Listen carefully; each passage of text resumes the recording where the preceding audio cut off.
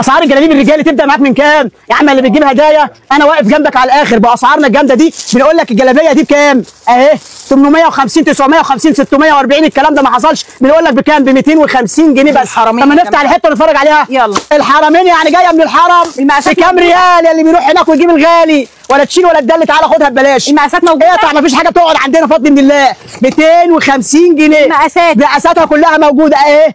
البس وادعي لنا. 250 اللي عايز يا هادي. بعد اذنك قربي على الناس عشان الخامه. والوان يا جماعه متوفره. قربي عشان الخامه. انا مش عارف تمن تفصيله ولا قماشه ولا الكارت ده ولا التقفيله.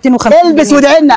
اللي عايز 500 حته 1000 قطعه موجود شحن جميع المحافظات. بيتغير السعر؟ بيتغير السعر زي ما هو. حلو. 250. تمام. الوانها كلها موجوده جميع الوانها. طيب نوع تاني بقى. انواع كتيره جدا. خش على اللي بعده يا استاذ يا ابو نضاره ازاز. اللهم صل على النبي. اوعى اوعى اوعى اوعى. من المصنع للزبون. في الدور الرابع. من المصنع للزبون اهي. تسهيل الرابع مهره ملتسهيل الدور الرابع. بعد ما تصلي على الحبيب صلى على النبي والف مبروك للحاج والحاجه. بكام؟ ببلاش الا ربع. خليها مفاجاه لما تيجي يا استاذ المطرز. وريني الكم اهو.